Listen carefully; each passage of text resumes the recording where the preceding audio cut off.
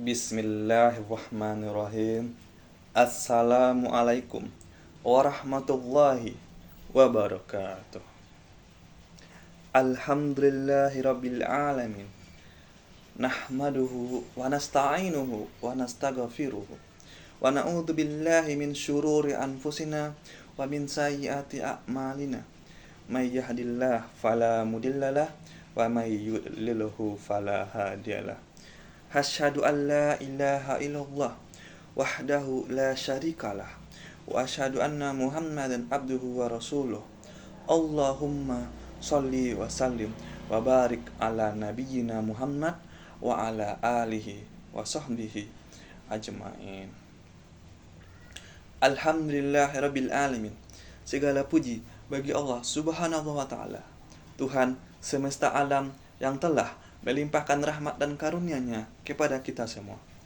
Salawat sertakan salam semoga selalu tercurah kepada junjungan kita, yakninya Nabi besar Muhammad sallallahu alaihi wasallam, sang pembawa cahaya ilmu dan akhlak. Hadirin yang saya muliakan, izinkan saya hari ini berbagi tentang sesuatu yang sangat penting, sesuatu yang sering kita lupakan di tengah gemerlapnya dunia digital ini, yaitu menyatukan akhlak dan intelektual di era digital. Saudaraku sekalian, kita hidup di masa yang luar biasa cepat.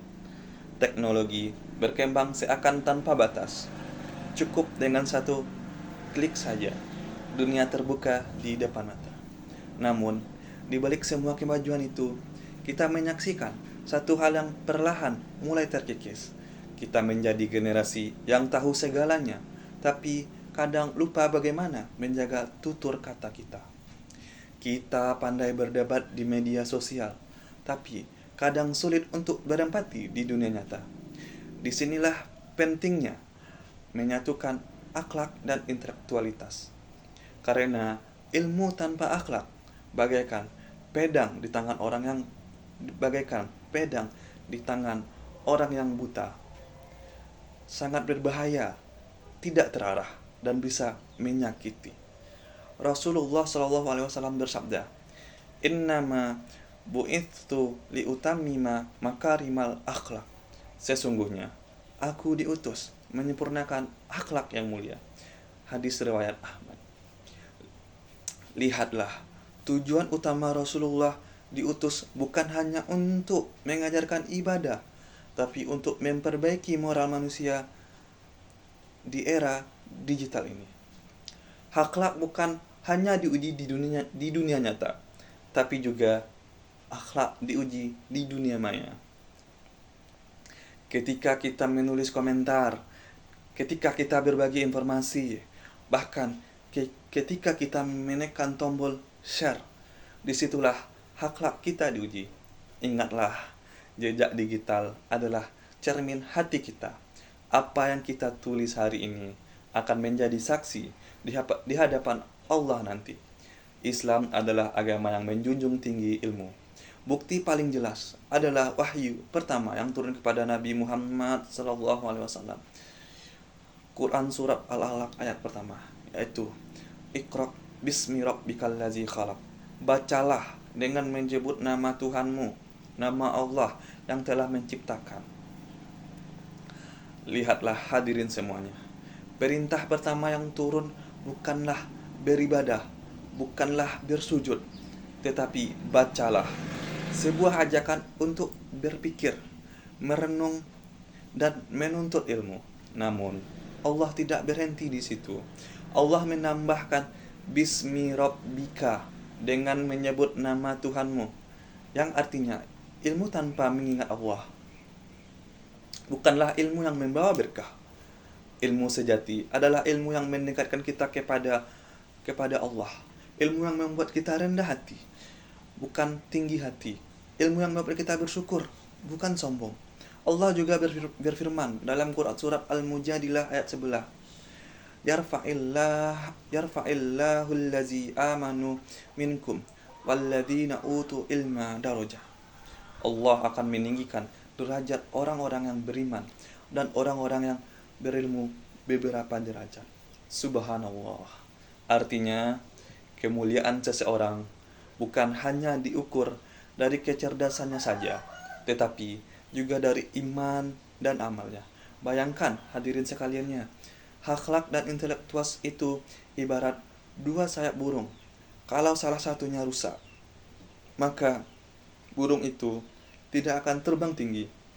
Begitu pula kita manusia. Kalau hanya cerdas tetapi tidak berakhlak, kita akan terjatuh dalam kesombongan. Tapi kalau berakhlak tanpa ilmu, kita mudah tertipu oleh dunia ini. Kita butuh dua-duanya. Kita butuh otak yang cerdas, tapi juga hati yang bersih. Kita butuh pengetahuan, tapi juga keikhlasan. Dan mari kita lihat dunia kita hari ini. Media sosial penuh dengan berita, tapi tidak semuanya benar. Kita bisa melihat perdebatan, caci maki, bahkan fitnah. Semuanya bisa viral dalam hitungan detik. Inilah tantangan besar kita. Bagaimana menjadi generasi yang melek digital tanpa kehilangan akhlak spiritual, akhlak di era digital. Berarti tidak menyebarkan hoaks, tidak menghina komentar, tidak merasa lebih suci di dunia maya. Karena di balik setiap layar ada hati yang bisa terluka. Lalu, bagaimana cara kita menyatukan akhlak dan intelektualitas? Yang pertama, gunakan teknologi untuk kebaikan. Jadilah generasi yang menyebarkan ilmu, bukan kebencian. Gunakan media sosial untuk menginspirasi, bukan menjatuhkan. Yang kedua, bisa dengan berpikir sebelum mengetik. Rasulullah SAW mengajarkan, barang siapa yang beriman kepada Allah dan hari akhir, hendaklah ia berkata yang baik atau diam. Maka setiap kata yang tulis adalah cermin iman kita. Yang ketiga, bisa dengan tingkatkan literasi spiritual. Jangan hanya tahu algoritma, tapi juga pahami juga Al-Quran. Jangan hanya tahu teknologi, tapi juga tahu batas halal dan haram. Gunakan waktu online untuk menambah ilmu, bukan menambah dosa. Kalau semua generasi muslim mau melakukannya, maka dunia digital akan menjadi taman ilmu, bukan ladang fitnah yang seperti yang terjadi pada dunia kita saat ini. Hadirin yang saya muliakan, era digital ini bukan untuk ditakuti, tapi untuk dimanfaatkan dengan sebaik mungkin. Gunakan teknologi untuk menyebar kebaikan. Gunakan media sosial untuk menyebarkan cahaya Islam. Gunakan ilmu untuk menegakkan kebenaran. Karena kemajuan zaman bukan diukur dari seberapa canggih alatnya, tapi seberapa beradab manusia yang menggunakannya. Semoga kita semua menjadi generasi yang cerdas otaknya, bersih hatinya, dan kuat imannya. Generasi yang bisa berjalan di antara dua cahaya, cahaya akhlak dan cahaya ilmu. Amin ya rabbal alamin. Hadirin yang saya muliakan, kemajuan intelektual tanpa akhlak adalah bencana. Tapi akhlak tanpa intelektualitas adalah ketertinggalan. Keduanya harus menyatu agar lahir generasi muslim yang cerdas, beradab, dan beriman. Mari kita jadikan era digital ini bukan sebagai ancaman, bukan sebagai ketakutan, bukan sebagai ladang fitnah, tetapi sebagai ladang amal, tempat kita menebar kebaikan, ilmu akhlak yang baik. Karena pada akhirnya kemajuan zaman bukan diukur dari seberapa canggih alatnya, tapi seberapa beradab manusia menggunakannya. Semoga Allah Subhanahu wa taala memberikan kita kekuatan untuk menjaga akhlak, menuntut ilmu, dan menggunakan teknologi dengan bijak. Sekian yang dapat saya sampaikan. Wabillahi taufik wal hidayah. Wassalamualaikum warahmatullahi wabarakatuh.